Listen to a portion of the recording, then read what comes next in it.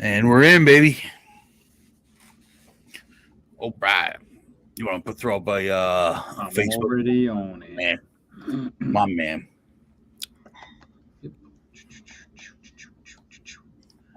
This Oversell podcast.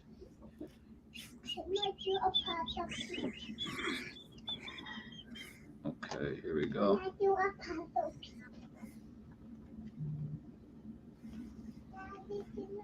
Of course you can.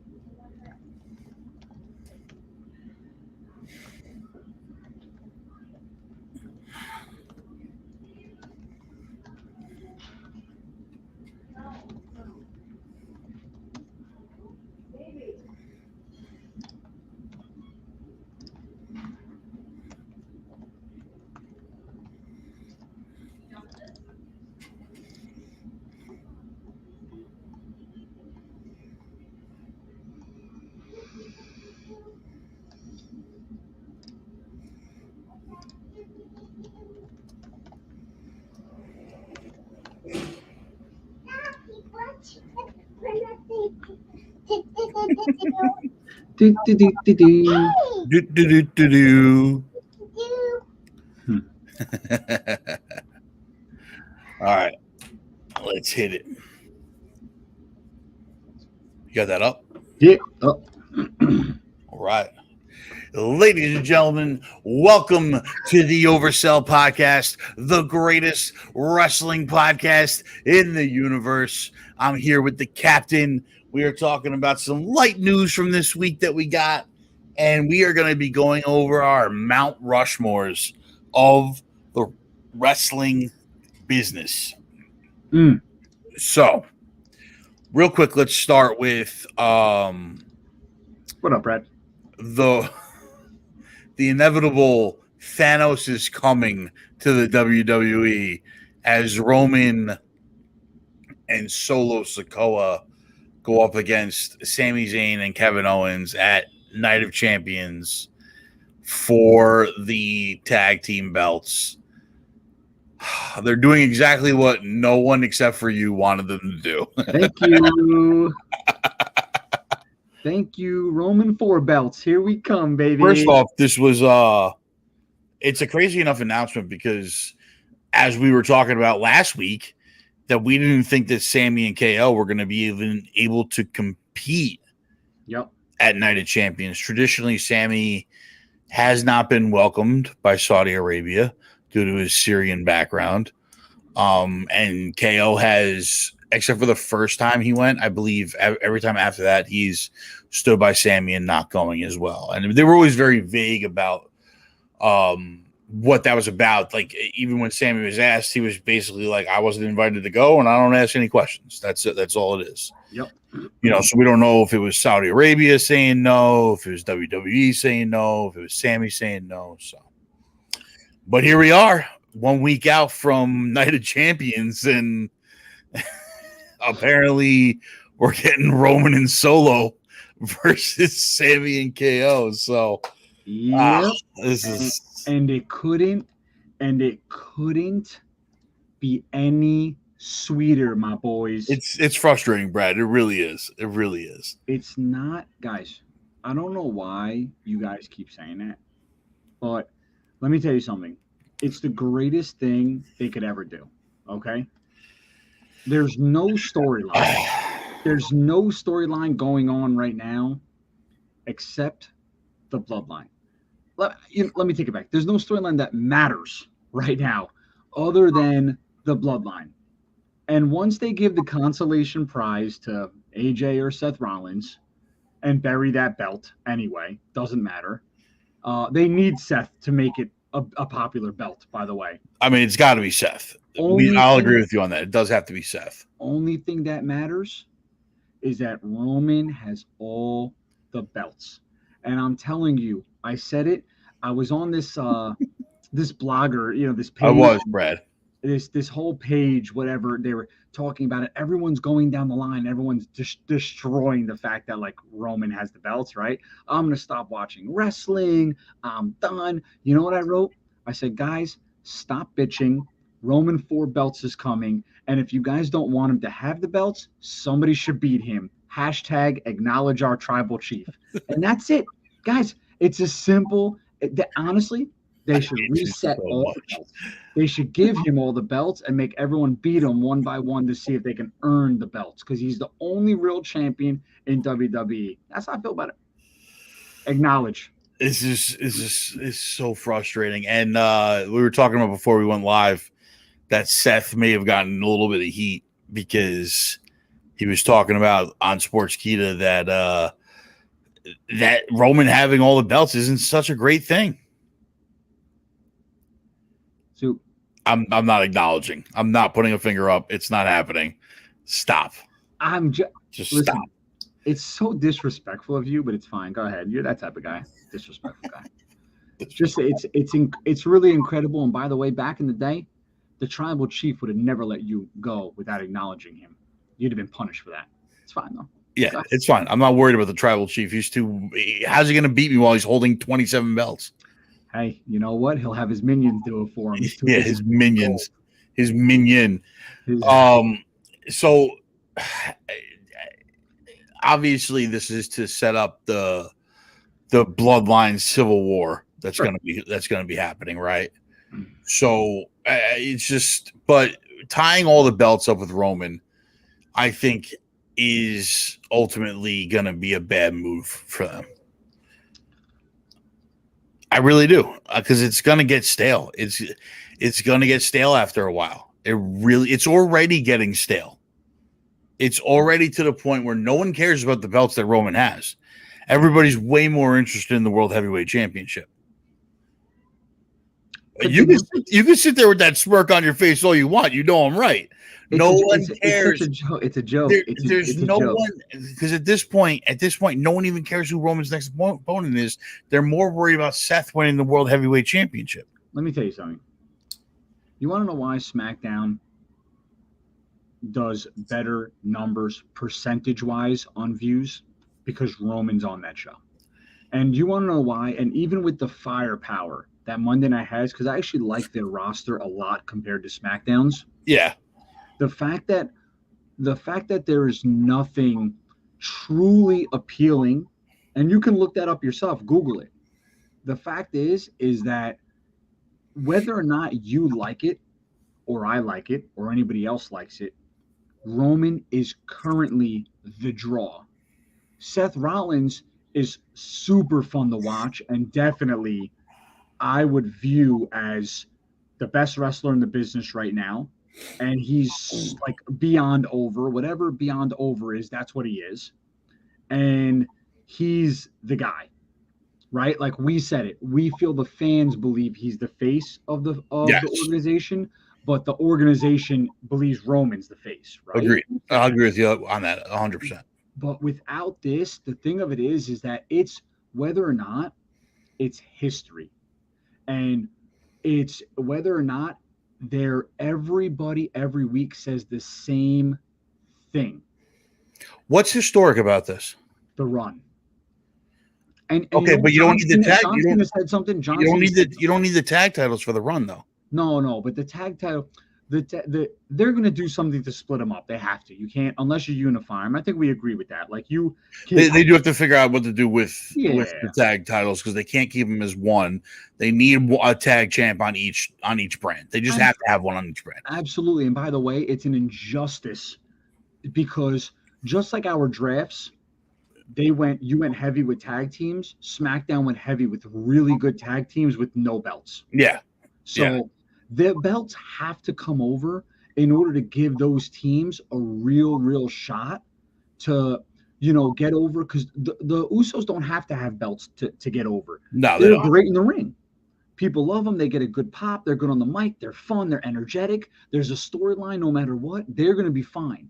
But in order to get the belts back over there, Roman, you can't have the Usos for now the third time around beating Sammy and KO because you're going to bury Sammy and KO. It's not possible. You can't Yeah, do but you could have just created another tag belt. it. Like they're doing with the World Heavyweight Championship. You know what I'm saying? Yeah, I mean, but They don't have to give them the Roman to get them back over to SmackDown, is my point. I just think the only viable option, and because we want to see all of this at once, we have to have the belts over there, and we want to see the bloodline fracture for good. How do you do it? Roman and Solo. And by the way, so you guys know, I want to be very clear. I don't think they win. I think the Usos cost Solo and Roman the belts. So you know, That's I don't think they win, but I just think that you have them win, they come over, and then the Usos step up, and they're in the ring and they're talking about how they got the job done. The Usos could, and the Usos step up and say, "Us, if you're so confident, fight us for those belts." What's going on, Isam? What's up, Isam? The Usos win. They go on their own way. And by the way, I think once this is done, because the storyline has to continue for the bloodline, even through fracturing, I think they include another bloodline member when the Usos go away. I do. So Yeah, I don't know who they would include at this point because I don't think anybody's ready. I don't even. But the thing is, You know what I'm saying? Like, no, I don't disagree with you that that's what they should do, but I just don't think there's anybody currently able to be in that bloodline. So I don't think it has to be. So Solo, when he came up, I think all of us would unanimously say did not look like a guy that was ready. He did nothing, right? He was just in the ring. Yeah. And week after week, there was like a little bit more. But he's got a presence to him that made him, he's got a presence to him that all he needed to do was just stand in the ring, right? I don't know if you've seen their other little brother or Sean Muleta. They do not have the same presence that Solo does. I haven't seen them next to people. I've just like Sean Muleta is smaller than Jimmy and Jay. Okay. He's like a cruiserweight, and their other little brother is very svelte, let's say. Really? Yeah. So I don't think and that being said, like Solo, big guy, he could stand in the ring, be that enforcer. You believe that he's that enforcer because of the way he's playing it. No matter, like, we don't need to see him, work in the ring because you believe it, like, just by looking at him. You know what I'm saying? These guys do not have that same look. And they're the only ones, I think, that are even close to being ready. Oh. Unless Nia Jax is the other one that they bring in to go after. Because it seems like every faction's getting a female now. Yeah, I mean, they should. She's slimmed down. She seems like she'll probably be safer in the ring and won't kill the other women when she lands on them. Yeah. And, it seems like the way to go. They got to carry this out for another 400 days. And you can't have the Usos and them going back and forth. They're going to each fight him individually, no doubt. Roman needs an opponent at some point. And listen, he will get an opponent. There's no doubt about it. And with this UFC merger, you and I both know Conor McGregor's in there somewhere. Him and Paul Heyman have been going back. We know that, right? But it definitely, just for me, I want to see it push through, carried out as long as we can. Let's get this record. Let's focus on those other belts, right? Let's focus on Gunther's IC run. He's phenomenal. Let's focus on whoever this new champion is. Will that belt be a long tenured belt, or will there be a lot of change? Right? I don't know what you think about that. If Seth wins, does he lose it shortly after? And is there many feuds? Is it a moving sort of thing? They gotta go back to at least. It doesn't have to be the world heavyweight belt. I really think they're playing the U.S. title wrong. I think that's the belt that needs to be defended every week. Yes. Like, there's got to be a belt that's defended every week on Monday. You know what I'm saying? There has to be at least one. And traditionally it's been the U.S. title. I don't know why they want to keep it that way, but that's what made Cena's U.S. title run so epic. Yeah, every U.S. Open Challenge. Yeah, well, every week he was having these banger-ass matches with the top talent in the company. He was winning, but he was getting guys over while winning. Agreed. And while maintaining his championship run. So Theory's not the guy to do that, unfortunately. Like, he's not going to be able to get guys over like that. Like, Cena was the guy that could pull that off, right? So I don't know. But they do need to start defending a championship on TV at this point. We can't save him for the pay-per-views every month. You know? Yeah, I mean, I don't know. We'll see. And again, it doesn't have to be the heavyweight championship. It doesn't have to be the unified championship, but they got to find one at least that is defended weekly. Yeah. All right, fair enough. Okay. That being said, with Seth in the limelight right now, my man is making moves. He was seen on set of the new Captain America New World Order. And if you guys know anything about G-Gen, not only are we wrestling nerds, but we were also comic book nerds, MCU nerds, movie nerds. We have many fanboy. Yep. John right here is the biggest MCU fanboy there is. Been told that. The comment section has not lied to him about that. Nope. We have other podcasts, the Theater Room, and our reaction videos and everything like that going. A lot of MCU stuff. It seems like he's been cast as one of the villains in Captain America: New World Order. And I love this for him. I think he's one of the guys that could really make the jump into Hollywood. Yeah, I agree. Yeah, I mean, he's made for it, bro.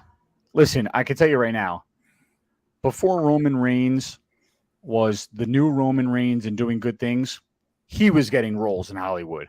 So if he can, I mean, he was getting roles in the Rock's movies. I'm just saying, little nepotism there. I know, no, but I'm just saying, if he can do it, Seth Rollins is going to destroy it. Oh yeah, absolutely. Yeah. So, rumor is it's Serpent Society, which I think is pretty dope. If that's the villains for the Captain America movie, more on that in my next month's key list. You'll see a bunch of Serpent Society stuff in there. Shameless self plug there. But that being said, like that's really the only news that we had for this week. So we thought we'd do something fun for you guys. My man, the captain, gave me the idea because he's been talking about his Mount Rushmore for the current WWE every week of Condom and LA Knight and this fucking weirdo. You know mine, so I said, and I will not deviate. I know. I said, let's come up with a Mount Rushmore of wrestling, but I started thinking about it. It was hard to say over the vast many, many years of wrestling, like who really is on that Mount Rushmore. So we broke it down by giving us 4 Mount Rushmores because each era, I think, deserves its own Mount Rushmore because each era really dictated where the business was going next. Right. So we're gonna bypass the territory eras because do we really want to see a Mount Rushmore like Buddy Rogers and all of them? So we're gonna start in the 80s with the WWE. So give me one of your Mount Rushmores. Andre the Giant. He's on mine. He's definitely on mine. Got to give the Giant his due. Probably the best villain that they had. Okay. In the 80s. Okay. What do you want to say about Andre? Why does he make your list? Go ahead. Without Andre, there's no wrestling. Listen, he was bigger than life. Without him being the guy to overcome, there's no Hogan, right? So you have to give props, and he was so innovative, meaning, he controlled the flow of wrestling matches in the ring. He was definitely revolutionary. His vision was revolutionary. He, for a guy that didn't speak English very well, right? Like he wasn't so fluent. He made you believe he was a bad guy. Yep. He was like a bad guy from a Bond movie, right? Absolutely. That's how it felt. Yeah. I'm with it. I feel the exact same way. That's why he's on my list. So we'll go to my second. My second would have to be Ultimate Warrior. Okay. Was he on your list? No. Oh, here we go. So Ultimate Warrior, second to Hogan, had the most feral fan base. Even though he wasn't there long enough, when the Warriors music hit, the place went ballistic. He changed the game so much with promos and with ring entrances and being that over-the-top superhero to Hogan. Yep. Right? That I feel that Ultimate Warrior has to be on that list because every storyline from that era really revolved around 4 guys, and they're the 4 guys that are on my Mount Rushmore, and he's one of them. So, okay. All right. So who's your number 2 then? Hulk Hogan. All right. He's on mine as well. So we've hit 3 of mine, 2 of yours. Mm-hmm. I mean, what more could we say about the immortal Hulk Hogan, right? Yep. Other than the fact that he doesn't like minorities, what else can we say? Let's talk about Hulk Hogan as the 80s wrestler, not Hulk Hogan as the racist person that he is today. I love that. Yeah, so listen, the fact is he he was the guy, bro. We all wanted to wear red and yellow. We all wanted to wear the headband. We all wanted to rip our shirt off. We all wanted to do the leg drop. I used to do the leg drop to stuffed animals, stuffed teddy bears in the living room. And that's when Hulk Hogan's music hit. It's going to sound crazy to say this, but when the song "I'm a Real American" was going out, it like made you proud to be an American, dude. Like, oddly enough, it just made you feel good about everything going on. And you really believed he had superpowers, that the iconic moment of him being on his knees and being punched in the face and doing this with the finger and and starting to jack himself up. And you're like, oh my God, dude, like he's got a second win. Holy moly. So, those are things as a kid, that resonated with me. And listen, he's a real life superhero. His legendary body slam of Mommy left you? Yeah. Wow, you said that on camera. That's that's wild, actually. Crazy. Yeah, very, very good.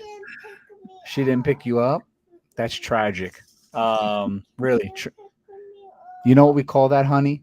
Do you know what we call that? We call that a first world problem. Yeah, you'll learn about that someday.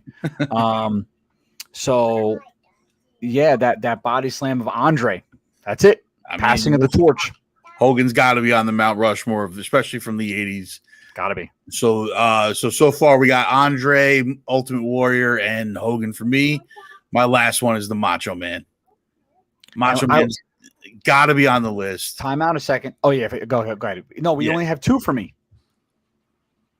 Yeah, well, one of yours was one of mine also. You did the last one. I had Andre, same. Yeah. I had Hogan. You had Ultimate Warrior. I didn't give you a third. Yeah, but I've only given you 1. Oh, because they're different. Because you picked Andre, and yeah. Go ahead. My last one is Macho Man. Yes. Got to be on the list. He's Hogan but can wrestle. like that's really what Macho Man was. He was Hulk Hogan but could actually move in the ring and do much better moveset. Like the rivalries that him and Hogan had are second to none. And like I said before, the 80s wrestling really revolved around 4 guys: Andre, Hogan, Macho Man, and Warrior. And they went through the first 10 WrestleManias, 8 WrestleManias really, revolving around those 4 guys. And I'm going to prove you wrong in a second. All right. Well, you could try and prove me wrong, but okay. Those are my 4 though. Those are my 4. So you got 3 because you said Macho Man's on yours, right? Mm-hmm. So who's your 4th? So oddly enough, because I think that this wrestler is synonymous with Hogan and with other iconic wrestlers in getting them over. And we talk about villains. It wasn't just Andre the Giant. Another mega villain was the Iron Sheik. And I'll tell you why I didn't go with Ultimate Warrior. Yeah, I see where you're going with this. See, Iron Sheik was he dipped out so early in the 80s. I put him in more of the territory era. Okay, but you want to know But why I see where you're going. I see where you're going with it. Go ahead. I didn't pick Ultimate Warrior because you're actually mistaking his run when it mattered. So, and I had to look it up, and I had it here. I pulled up just in case because I wanted to look it up, and as I was going through it, I was like, I saw the name, and immediately I was like, of course, right? But he joined in '87, okay, Yeah. and only up until '89 did he have some intercontinental fights. He didn't fight Hogan and have his feuds until a year after when it got into the 90s. So Yeah, but the Attitude Era didn't really start until 90. Well, we're just talking 80s. Yeah, but it's the 80s era, which I consider the early 90s part of it as well. It's tough. It's tough. I see where you're going with it, though. So that's why I didn't have him on there. So, when I looked up, and once again, I understand why you did, because like if you look at the Attitude Era, really it starts in 97 as what they have it classified as, right? Yeah. But I just felt we left well, you, not me, you left a gap. And you said 80s and Attitude. So I wasn't going to go early 90s because they didn't have a name for that era. That's Correct. why I called it the 80s. You know what I mean? So I was like, man, is this 80s and early 90s? Because then if that's the case, then to be honest with you, you could go Bret Hart, you can go an early Shawn Michaels. There's a lot of guys in there that you're looking at and you could probably do. So I just went with the one that I know. And by the way, even like a shout out to Roddy Piper, there's a lot of guys in there that were that were part of the first WrestleMania, that were big moments. And Piper was up there, but Piper never was a heavyweight champ. He was never, you know what I'm saying? He was the quintessential like undercard guy.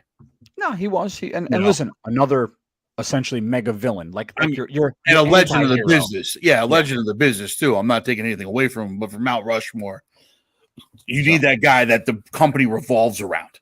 Yeah, I felt because of the time frame you gave me, I had to do it accordingly. And I felt like some of those early matches with the Iron Sheik, and if you look at this guy, he held the belt numerous times. He was an ultra villain, and he really triggered the crowd to just hate him, right? So it was definitely, there was a lot to it, but okay. So let's carry on. Yeah, Brad, like Harley Race, Brad, I would put in the territory era, like Harley Race, me too. Ric Flair. That's kind of where I put Iron Sheik too. I kind of put him in that era with like before they got on TV type of thing. He was huge before they got on TV and everything like that. So those guys were a little bit beforehand. Jake the Snake really never made it to the top of the mountain, in my opinion. They were great guys, but we're talking about the Mount Rushmore. We're talking about the peak of the peak of the peak. Mm-hmm. So speaking of that, we're going into the Attitude Era. Mm-hmm. What's your number one? Is there really a number one? I feel what's your number four? Let's reverse this. What's your number four? You know what I mean? Like your low level. My low level, and I battled back and forth with this. I went back and forth between Shawn Michaels and Brock Lesnar. And Brock's not part of the Attitude Era. So if you look, and I actually will send you, because I wanted to make sure. I know he started, but he's more well known for the Ruthless Aggression Era. Yeah. So I just looked at what I felt was in the roster and who it was. And like when he first came on scene, he had some mega absolutely right away in that era. And like according to what it says online, it goes from 97 to 2002.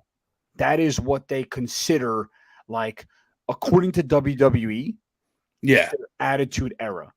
And he's in there, and he's got mega matches early on. But I mean, listen, I'm not a Lesnar fan, so I put I put Shawn Michaels, but Okay. I ended up going with Shawn Michaels because I felt like there wasn't enough substance early on, and Shawn Michaels had been doing it since the early '90s. Yeah. Okay. So similarly, I was between two for my 4 spot, and it was between Shawn Michaels and Triple H, Mm-hmm. and I went with Triple H. Mm-hmm. Simply because of everything that Triple H has done since the Attitude Era means he's got to be on a Mount Rushmore somewhere.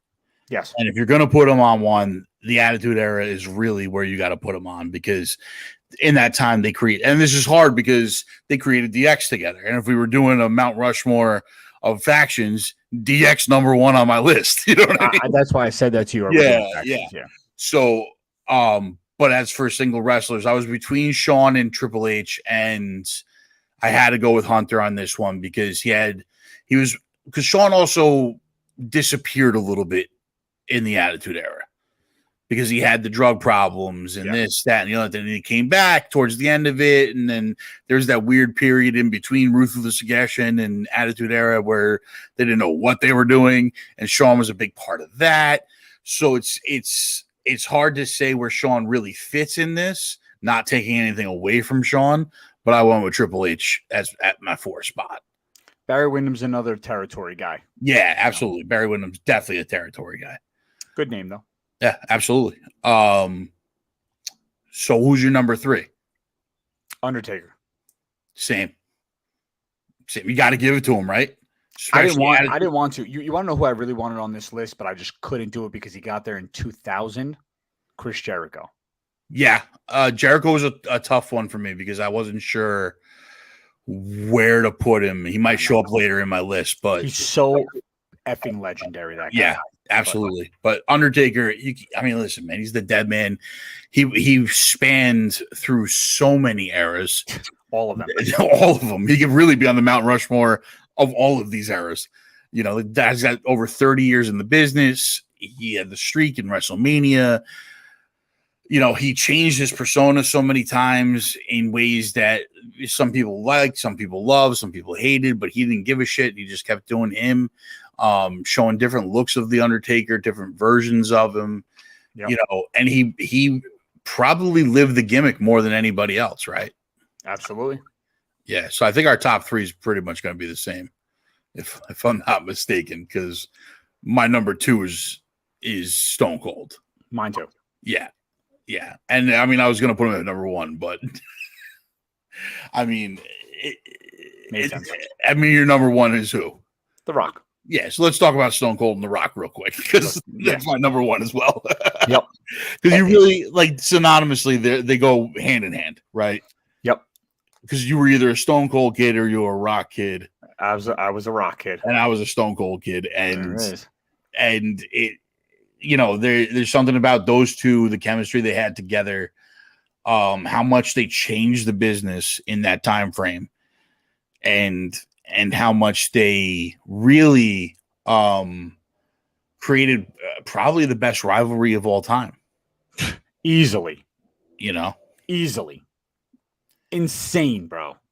Yeah. Insane. I mean, those dudes, bro, you turn on Monday Night Raw to see them come on screen. When they came on the screen, it was over.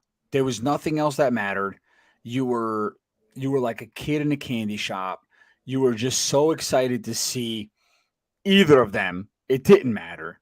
Yeah, dude. On the mic, all of all the work they did, it was just, God, man, I miss those days. That's all I can say. Yeah, absolutely. I mean, the stunts they were pulling off, the stuff outside of the ring that they were pulling off, the sketches, the comedy that they had going on. Stone Cold was always doing something crazy. The Rock was out there with his guitar, making fun of everybody. The Rock's probably the best guy ever to be on the mic. Yep. You know, Chris Jericho's there, but yeah. Chris Jericho's there, but I mean, the Rock is really, like, it's insane what he, you know, his promos that he used to pull off and everything like that. So, yep. Yeah, I mean, that's got to be the Mount Rushmore for the Attitude Era, right? So, Stone Cold, The Rock, The Undertaker, and then either Shawn Michaels or Triple H. Yeah, you can really interchange that fourth one, Yeah. for your viewpoints, Yeah, absolutely. And the ruthless aggression, we're going to get into it now. The ruthless aggression has a lot of that. Someone else I struggled with to put on that list, Yeah. that I even struggled to put on this list, is Goldberg. Because Okay. Goldberg had a massive run at the same time on WCW. Same time, 97, 98, Yeah. 99. Yeah. And he had the run of 197-0. He was the belt. He was the undefeated. He was the guy. Yeah. And he was at the peak of his powers on the Monday Night Wars. And I considered it to be the same era, right? Obviously. But I struggled because those other guys were established for such a long time already and had been doing it. So I had a hard time, but that was another guy that could have been. He was a guy that could have been, but in my opinion, because he was on WCW, probably if he had come over to the WWE earlier, I think he would have been a much, much bigger. He wouldn't have been booked the same way, though. He might have been, though. He might have been. I mean, I could see them booking him a similar way. Yeah. As being the unstoppable guy, and everything like that. The problem with Goldberg is the NWO ruined him. Yes. With the finger pointed doom and all that other shit going on, and all the problems with what was his face, Vince Russo and Bischoff, and all the shady shit that they did. They completely ruined Goldberg. They buried Goldberg. Yeah. So I think for those reasons, like the other four guys that we mentioned or 4 or 5 guys that we mentioned for our Mount Rushmores, I believe changed the industry. Yeah. I don't think Goldberg did. Okay, that's fair. That's a good way to look at it. Okay, that's the way I look at it, though. But going into the ruthless aggression era, this one was hard because it's such a vague time frame on it, because there was like a time frame before ruthless aggression era started where it was like the invasion timeline. They were trying to figure out what to do with all these WCW guys and the ECW guys and everything like that. And the invasion timeline is kind of like the worst part of wrestling that they had, because it was just a clusterfuck all over the place. Yeah. So my number 4 for ruthless aggression era is Jericho, though. That's mine too. Oh wow! Oh, nice. Look at that. Okay. Look at that. Interesting. Yeah, I mean, because Jericho went through like you said before, he started late in the Attitude Era, but he was really key through the invasion storyline. Yeah, and then led into the ruthless aggression storyline, era, if you will. So for me, like, Jericho was there. He's like an absolute king in the business. Sick. And the guy's still doing it on AEW right now, albeit not as well, but he's still there. Yeah, I mean, at 60, it's a different vibe, right? Yeah, it's definitely a different vibe. But you got to give Jericho his due. On the mic, he's one of the biggest killers in the world. Yep. You just and the way he's able to adapt to every generation. Legendary is really what's viable about him, right? Yep. Like, he has adapted himself so many times, from Lionheart to Y2J to the Le Champion to you just made the list and everything in between. Yeah. He's been able to really, like, change his persona while also staying true to being just Jericho. Yep. Awesome. I like it. Who do you have as number 2? Well, no, who's your number 3? Oh, sorry. Number 3. I have Edge. Okay, I had him at number 2. But yeah. Okay. Yeah, Edge is on there for me. Edge has to be on there. That's when he became rated R superstar. I told you I was never a fan of his. Yeah. Like, I just wasn't an Edge guy. But I tell people this all the time. When I argue a point, I'm not oblivious to their greatness. I'm just telling you that there's a point I'm making, right? So it's, for me, Edge never did it for me but I understood his greatness. He went through tag team matches that revolutionized the business to solo runs that were incredible. Mhm. So a guy like that is, he earned his keep in the business, and that's just the way it goes, right? So you got to Yeah. give him his due, but that's why he was a little lower on the list for me. Yeah. For me, it was, he accomplished so much as a tag team guy in the Attitude Era. And then in like the invasion stuff, like he was kind of lost in the shuffle, trying to figure out what he's going to do. And then he reemerged as really like a number 2 in the company. Yeah. And became the rated R superstar, became Mr. Money in the Bank, the first guy to win it, the first guy to cash it in.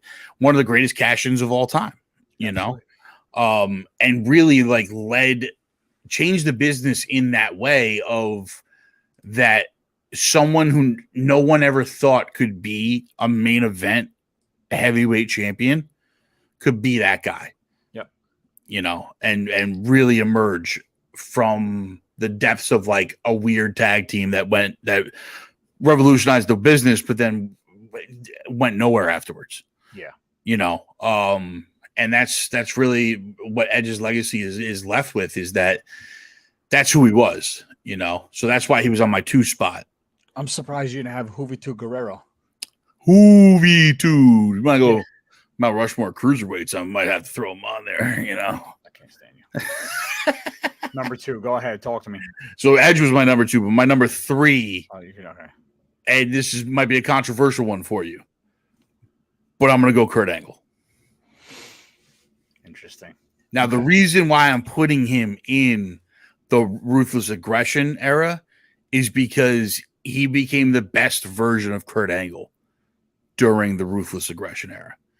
He had to carry the company on his back for a little while after The Rock and Stone Cold left, and they were doing the Invasion storyline. He was really the only name they had left besides Hunter.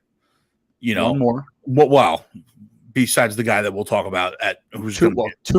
2 more, yeah, because there's a couple of guys that started to emerge in this timeline, but he until they got to that point, he had to carry the company.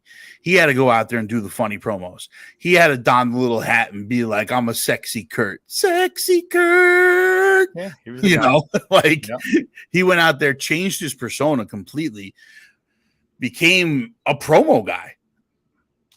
Which we all loved, like the milk truck, all of these different things that he did for the company.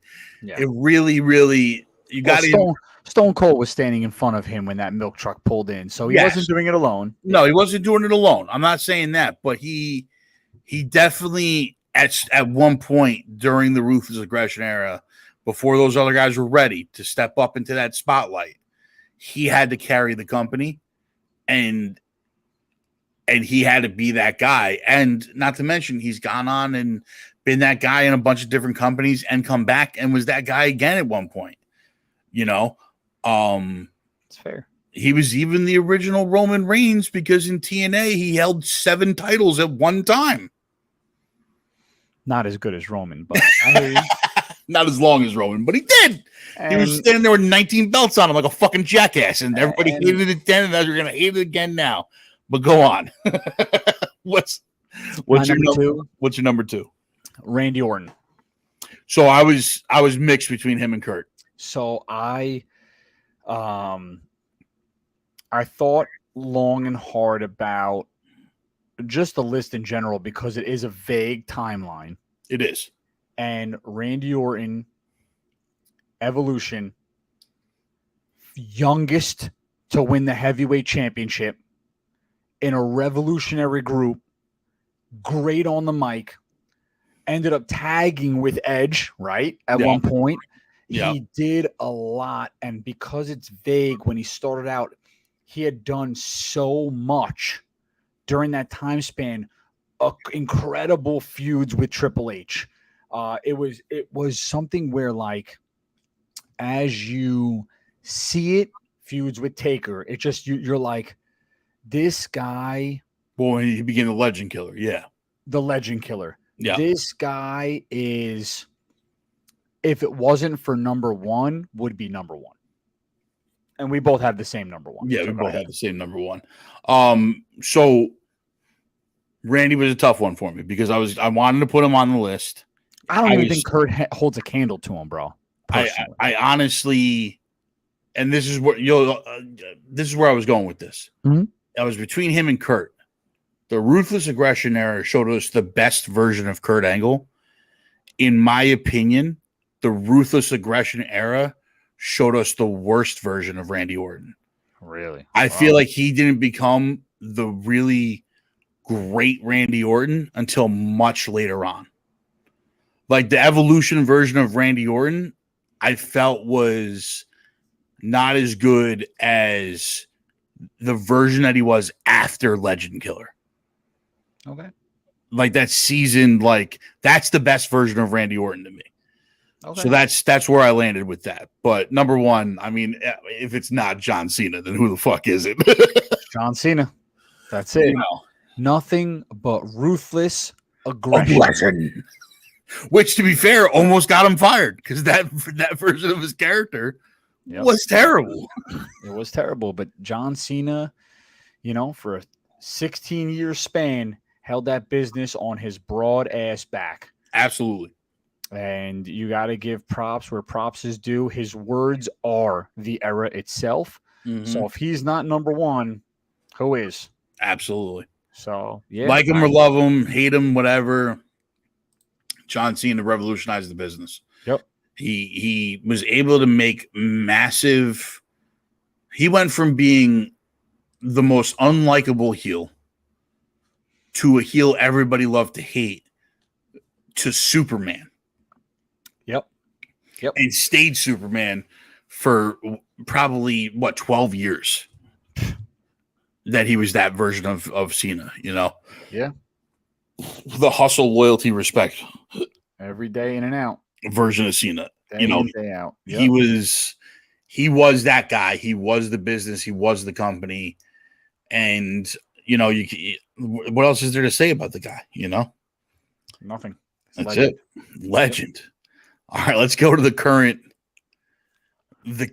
roster because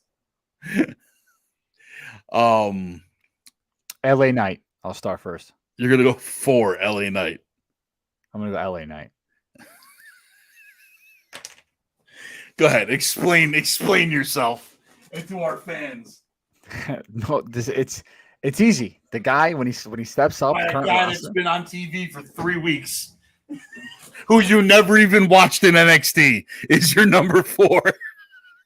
Bro, don't hate. Guy gets a massive pop, bro. Yeah. Guy's a legend.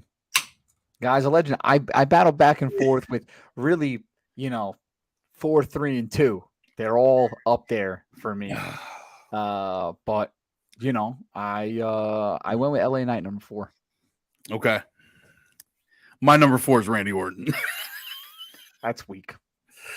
No, honestly, because I think the version of, it's unfortunate he's injured right now, but the version of Randy that we've gotten over the last 10 years, I think is the best version of Randy Orton. And I think he's a guy that could hold the company on his back if need to be. Thankfully, he doesn't need to be that guy because there's other names that we'll talk about later on this list. I'm sure our 1 and 2 are the same. You'd be surprised. But yeah, I think Randy Orton for the modern list is where I'm going to go at 4 spot. Okay. It's fair. Go ahead. Number 3? Yeah, give me Condom. Gosh, I'm going Condom. You're fucking the worst ever. Legend. Absolutely. Anybody have any more heat on them than Condom? Ugh. Anybody?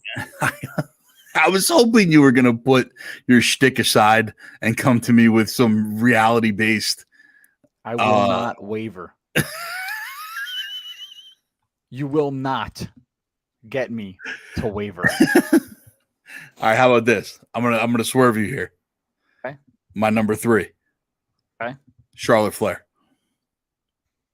Cool. Yeah, she's no Condom, but I can see it. I can see biggest female name in the business, revolutionized female wrestling, made female wrestling a main event worthy thing, in my opinion. Yeah, I mean, I'm not going to argue that. She did. There's no doubt about it. There's no doubt about it. Zero doubts about it. That's a good one. I think she deserved to be on the Mount Rushmore. You know? Okay. Yes, Brad. He really is picking LA Knight and Condom because he refused to waver from his shtick that he says every week, being the annoying asshole that he is. That's Mr. Annoying Asshole. Thank you. If you're going to bring it correct. All right, who's your number 2? Do we have to even talk about this? I mean, Austin Theory. Are you serious right now? I hate everything about you. I hate everything about you.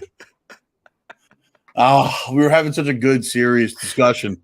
And then you had to just throw the whole thing in the fucking dumpster and set it on fire.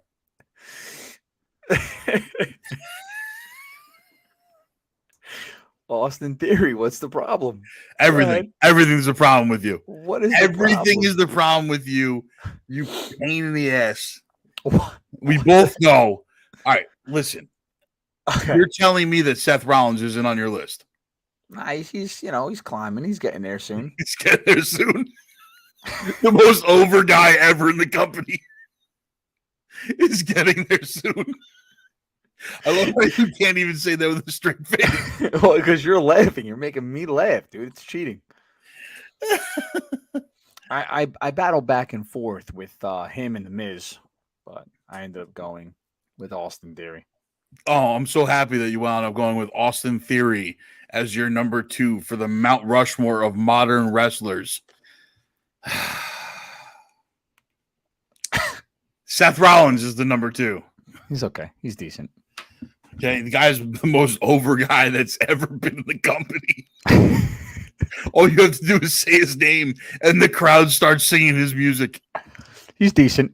I can see why you picked him. Yeah, he's decent. He'd be 5. He'd be 5. He'd be 5. He's climbing.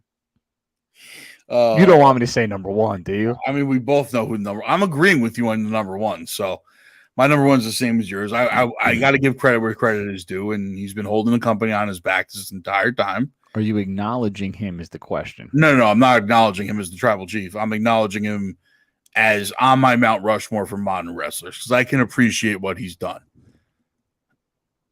Okay. All right. Fair. I really, when I went through it, really, there was a lot of names. CM Punk. For a little bit, he held the belt for 400 and something days, and he had a big thing with Cena, and then The Rock came back and Triple had a feud H. with him. Yeah. Triple H. I thought about AJ Styles because I didn't just consider WWE, but he was one of those guys that was so sought after and did it for a while in other promotions and came over as a massive name. Obviously Seth Rollins and Roman Reigns. So I thought about a lot of different guys. I thought about on this one also, which is kind of crazy, but I actually wanted to put Lesnar on this one. I was thinking about Lesnar also. Because I thought to myself that whenever there was a big match in this era, Lesnar was there, and he was, he ended the Undertaker streak during this time. Mm-hmm. So this was that place because I didn't put him. They gotta find a name for whatever happened after Ruthless Aggression ended. Yeah, there's nothing. And to where we started recently, in the last 8 years. It was really the PG era. It's really the PG era, I guess you could say. And that's where I would put Punk, Daniel Bryan.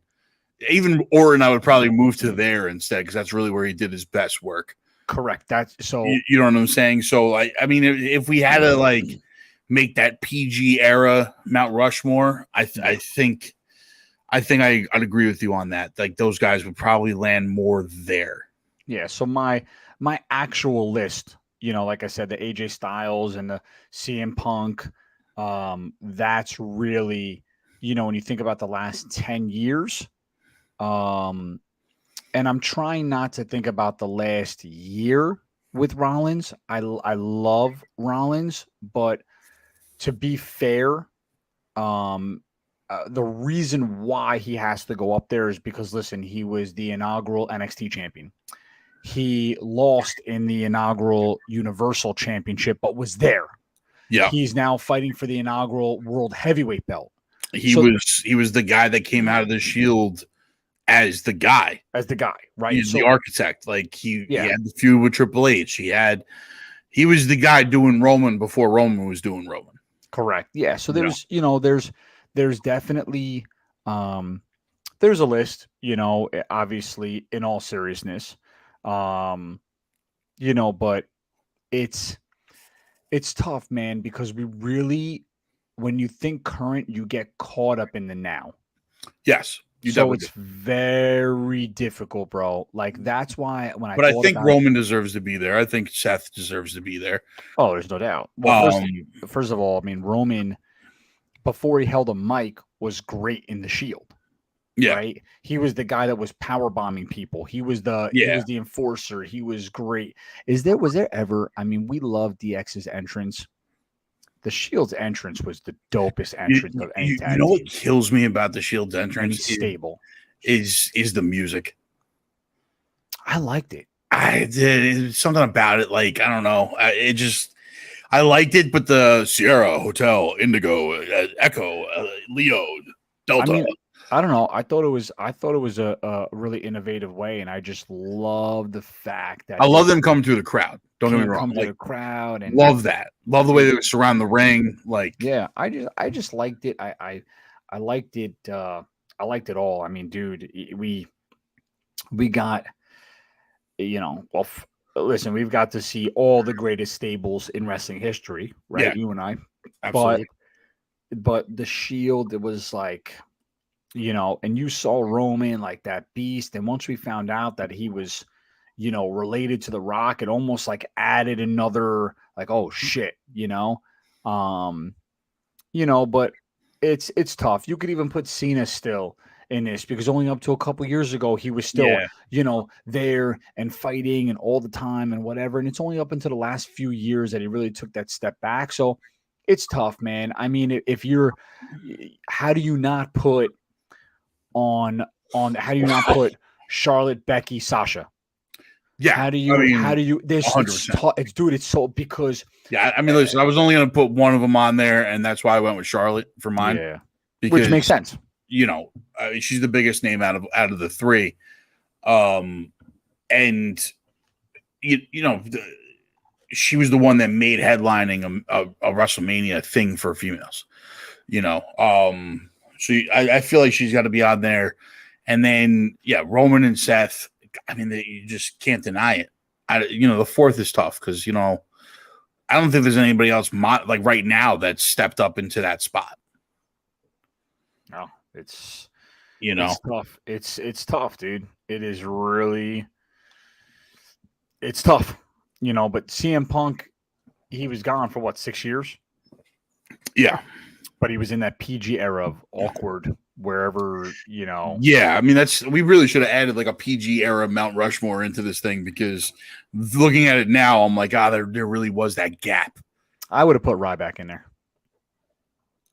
I mean, listen, he had a moment. He did have a moment. He had a moment. You know what I mean? Did you see his most recent tweet? Yeah, that he finally was able to trademark the name Ryback so he can call himself that again. No. Oh, what he now? He said he put the Shield over. Okay, sure. He said in his tweet, he showed the moment where he was wrestling CM Punk for the belt, and the Shield debuted in his match and costed him the belt, and therefore he put them over. Should have changed his name to Rybotch. Yep. The guy botched more moves than anybody I've ever seen. He's so dangerous in the ring. Almost killed everybody. Feed me more.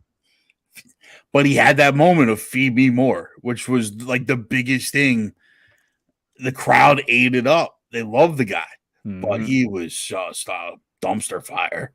Yeah, it's Absolute dumpster fire. So if I really had to think about it, now I'm thinking about like PG era, I would have to put Daniel Bryan, CM Punk, you know, Chris Jericho. I mean, You Jericho, just made the list. yeah. I mean, I'd move Orton to there out of the modern era.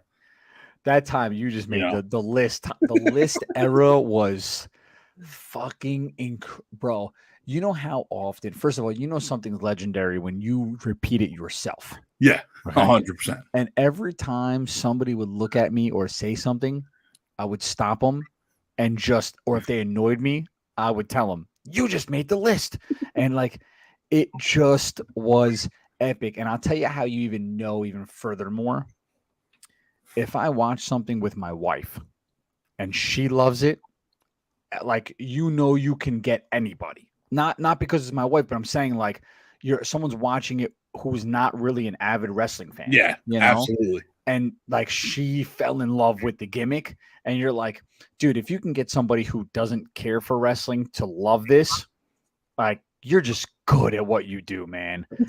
And come out with his scarf and the clipboard and the list, and it was just dude, and it's funny because the first time he's standing there, and I'll never forget it, he's in the ring with Kevin Owens, His best friend at the time.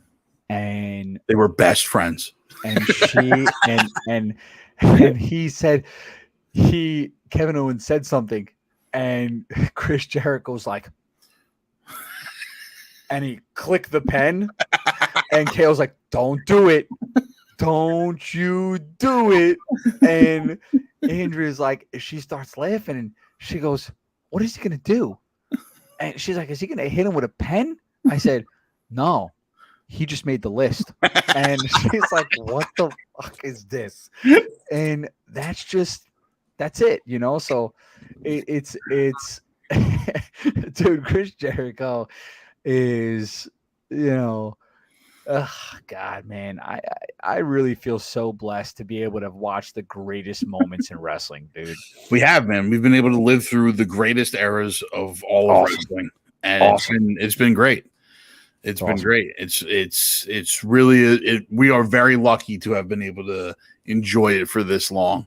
Yeah, every iteration, and there's good stuff, there's bad stuff in every iteration, and we've gotten to the point now where we're seeing all new things change, and we got a new era among us, a new era coming, because the guys like Seth, Roman, Sammy, KO, the Usos, the New Day, they're all getting up there. They're about to start leaving. First of all, it is absolutely all about the guys who are really holding this company up.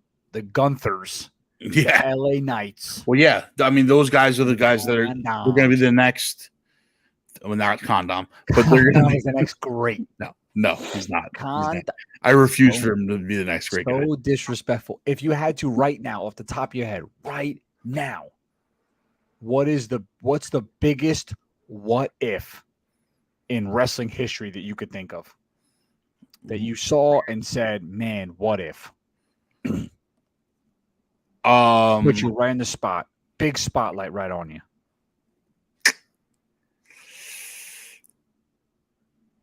Oh, that's tough. That's tough. I got a couple, but one of them is, what if Taz didn't get buried? Okay. Interesting.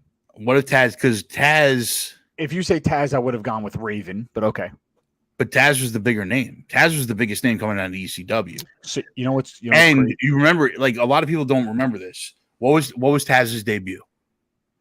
Do you remember Taz's debut in the WWE? It was before they bought ECW. No, I can see it. Why can I see it? Because on ECW TV, he laid down the title. Massive deal. It was a massive deal. Massive, he laid down the title to Mike Awesome and Masato Tanaka in that three-way dance. Walked out of the ECW arena and was debuting that Sunday in the year 2000. Was it Jericho? No, Okay, who at was the it? Royal Rumble That's right. to And they went nuts. end Taz is here. I to remember. Yes. end Kurt Angle's undefeated streak. That's right. That's right. That's right. One That's of right. the biggest debuts That's right. that the WWE had ever had up until that point, where they had been able to get somebody, the biggest name in another company, and got him to come over. And then he was immediately buried afterwards. Mine is Bray Wyatt. That was also another one of mine. I think all the time about how it's so unique, where he is even constantly recreating his character, and it gets better and better, and his span of time in the ring gets shorter and shorter. Yeah. And he went from Bray Wyatt, the leader of the Wyatt family, to Bray Wyatt, the eater of worlds, to Bray Wyatt, the fiend, and to the Firefly Funhouse, the Firefly, and then to and it's the iterations that he goes over and over and over again just get better and better and better, and his span in the company gets shorter. Yeah. And like this time around, he came around, he had the blackout match, which we thought was mind-blowing. Uncle and we never saw him again. I know. So Well, he's sick, right? He's developed some sort of illness. Listen, to be honest with you, I think we can think about it all day long. I don't really know, because I would find it very hard pressed. Very. I don't care what anybody tells me. There's no way this guy has an illness, and the company is not disclosing that, so the fans don't give up hope. Why are they not? No, but they said it. They said that he's had an illness. Because recently, when he disappeared again, there was no when he got pulled from WrestleMania, they said it was due to a rare illness that he's developed.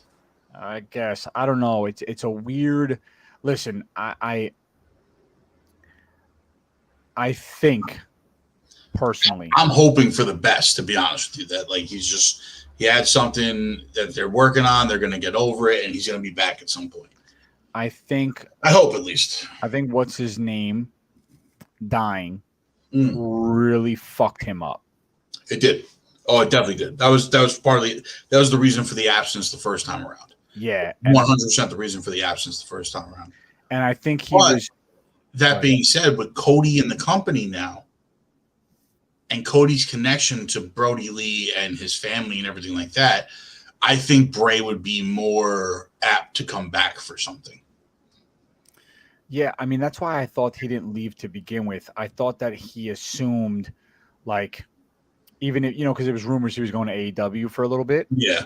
And I think he assumed, I can't outrun this. I might as well be at a promotion that knows me best and believes in me and keeps pushing me. And, I mean, listen, dude, for all intents and purposes, he would have gotten buried at AEW. Yeah. There's no doubt about it. And really, dude, come on. How many big matches do they continue to put this guy in? They put him in a match with The Undertaker. And The Undertaker essentially, passed the torch to him. Yeah. And, and they have him in these massive feuds with the Shield. And they have him in all. It's like, bro, every time you're here, you immediately get shoehorned into a massive match, just like Lesnar, and you just cannot stay. At some point, the company's like, we're done, right? Yeah, no, I agree with that, but it depends though, because if it was a legitimate illness that he got, and the company knows about it, maybe he's getting over it, maybe he's already over it, and now they're trying to figure out what's the best way. Kind of like The Undertaker. When The Undertaker would take those big leaves of absence, right? Where he would get hurt or whatever. When he had to have his both his shoulders repaired and his knees repaired. He would just come back for WrestleMania. No, but not even before that. There was big gaps like towards the end, before he started doing Just WrestleMania, where he would just do big pay-per-view spots, or he would just show up and be like, "Oh shit, the fucking Undertaker's here." I think they're trying to figure out a way to turn Bray into that. Yeah, bro, I'm even more hard pressed to think that, because the Undertaker established 20 years of Agreed. character. Agreed. If Bray had 8 years in a row of this, no doubt they could make it easily. Yeah. Lights go out, you hear the noise, he ends up in the ring, he's upside down, and he disappears. Wow, oh, he's still around. You could put him in any match. You know what makes me think that they're waiting, that they're developing a storyline in the background for him, is that Alexa's not there either. Could be. And they were obviously leading towards the Alexa changing back over into the Sister Abigail type of thing before she left. So Alexa's not there, Bray's not there. I haven't seen Uncle Howdy at all. So maybe they're setting up some massive reveal for them. I don't know. I hope so. I hope that's the case. He wasn't even drafted. But what's interesting about all that, right? Now we see Judgment Day's got Rhea Ripley. LWO's got Zelina Vega, which whatever, right? Right.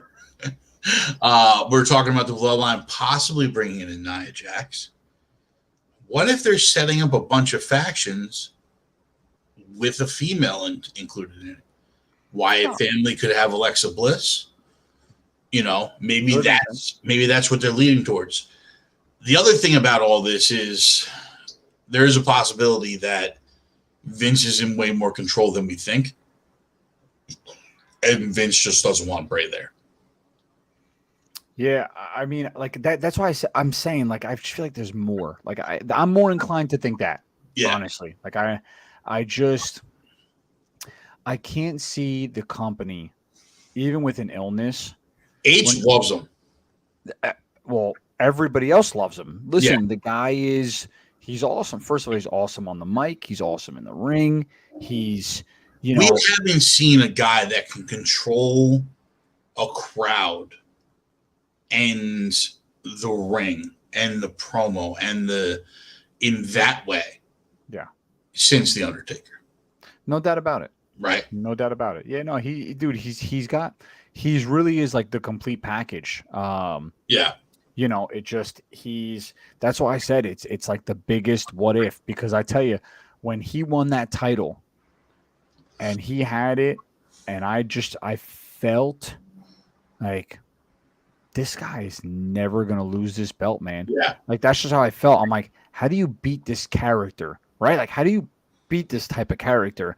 And yeah, it's fake, it's made up, but they're building a real life story, right? So if he's the Fiend and he's a demonic character and he's unbeatable, how do you beat him? In theory, you don't. So I'm like, no one's pinning this guy. Exactly. So I just felt like, man, this is going to be so next level. And bro, even this most recent time comes back, he beats LA Knight in such a dope match. Yeah, and absolutely amazing. And you get that cutscene at the end with the Wyatt family, right? And then the next, like, Alexa Bliss is on camera, disappears, and then everyone's gone.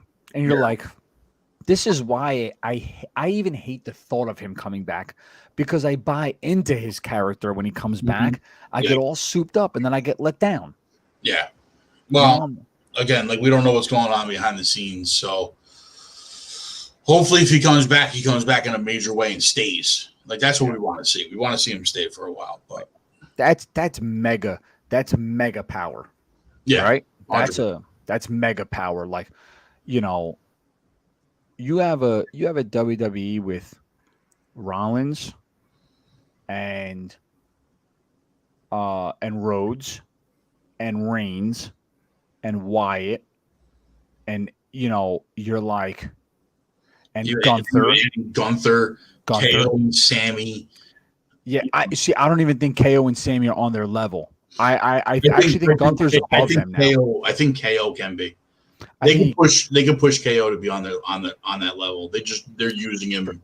Yeah, for some reason, I don't think they'll ever give him that type of push. But I don't know why, but like it's Ali, I even put Gunther in that top 5. Yeah. And you look at it and you're like, man, this is really a 5 you can build around if Wyatt's in there. You're like, this is crazy, and you talk about someone who could take those belts off Roman all day. Yeah, 100%. Easy. There's no way Wyatt comes back is in a match with they're putting Ali because they're in Saudi Arabia, bro. That's a crazy question. Why they put Zelina Vega in the match against Rhea Ripley? They were in Puerto Rico. Come on, Brad. I know you didn't think that he won that match because he was the best available opponent. Because no one gives a damn about seeing Mustafa Ali against Gunther. That's like seeing Xavier Woods against Gunther. No one gives a damn about seeing that guy in the ring with Gunther, right? We saw Sheamus and McIntyre and Gunther. You think we give a shit about Ali and Gunther? No, right? We saw mega matches with Gunther. He's that guy. And we have to dumb it down because we're in Saudi Arabia and we got to give them what they want. And it's exactly what we said when we get Zelina Vega in the fucking match throwing a stupid flip-flop called whatever and at Rhea Ripley. And it was the dumbest gimmick of all time. And not even her own home country in Puerto Rico wanted to see her there. So the fact is Mustafa Ali's going to get there. It's the fact that it shows how talented the ring announcers are, that they had to sell that dog shit after the win because they were like, we know who's winning this match. We all knew who was winning that match. Yeah. You could be blind, deaf, and know who's winning that match. So, it's just it is what it is, bro. Like you have to pander. And by the way, why do you think they sort of like abruptly rushed the end of the Bloodline storyline with Sami Zayn? Because Montreal was coming up. Yeah. And look at what Montreal did, right? Yeah, but at least we got a good match with that one. Well, we got a phenomenal match, and Montreal was one of the best crowds we've seen in the last decade. Yeah, absolutely. They went nuts. I'll be honest with you, like, every year they do an event in Saudi Arabia, and every year it's like my least favorite event. There's no real excitement. Nah, there really isn't. Listen, by the way, and you can tell, and this is what it is. It's a lot of money. There's a lot of money. It's a money around. grab. It's absolutely a money grab. But even the people that are there, you can see that the people that are there are from a lot of money around the ring. There's no real fans around the ring. Yeah, they're all sheets. It's a casual thing. Yeah. And they're enjoying their entertainment. The Americans are entertaining them. And, this is what it is what it is, right? So they signed a 10-year contract. I don't know what, 6 years ago? How long they've been doing this? I think it's 7. I think this is 7. They've done 6. This is 7. So they signed a 10-year contract. Yeah. WWE wants to be international as bad as anybody else, right? They're in UK. This is what they want to do. And Vince McMahon is the ultimate businessman. If there is a chance to grab money, he's definitely going to grab money. And the people who have the most money are from Saudi Arabia. So you're putting 2 perfect matches in place, and Vince doesn't care about anything else. Oh, no. Sammy, you can't wrestle? No problem. Women, you can't wrestle? No problem. We'll just throw Mustafa Ali out there, and they'll fucking cheer, and they know no different. And that's what it is. So, you have to call a spade, bro. Like, I don't. There's no time to sugarcoat in between, because when people start talking about, oh, well, I wonder if, you're like, no, dude, this is not some play on a storyline coming up. Mustafa Ali is gone after this match again. 100% gone again. You haven't seen him. You won't see him. and no one gives a shit. Speaking of Night of Champions, we're about to wrap this whole thing up here. Next week, watch party, 1 p.m. in the afternoon. Your man Zuplex City, unfortunately, will not be able to attend this one. It'll be run by the Usos themselves, the captain and Scythe X. Join them. Please join them and tell them how dog shit Roman Reigns is and just attack them mercilessly for them being so Usi. You don't know. You don't actually know, but my Us and I have been low key planning for I'm sure 2 months. I'm sure you have. Before we even knew like you weren't going to be, but we were planning something else, and then this fell on our lap. So I literally I wrote to him at one point, the storyline is coming together. And then all of a sudden you drop this on our lap.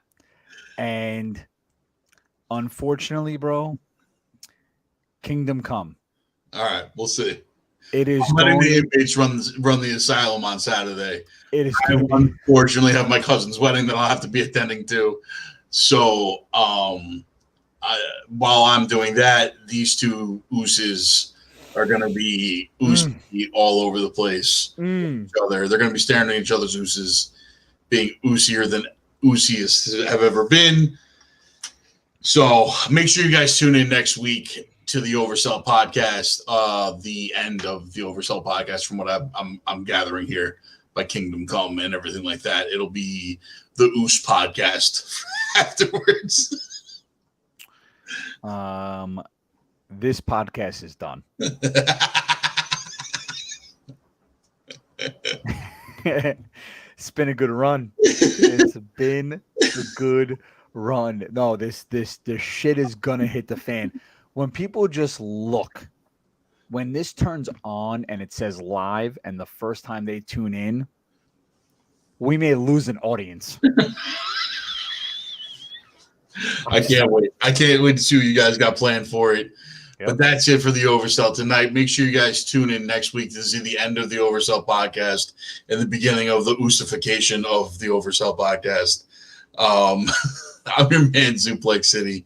This is the captain. We are getting out of here tonight. Thanks for rolling with us, everybody. We love you guys all. Like, follow, subscribe, everything on GGen. Deuces, we are out of here. Acknowledge your tribal chief.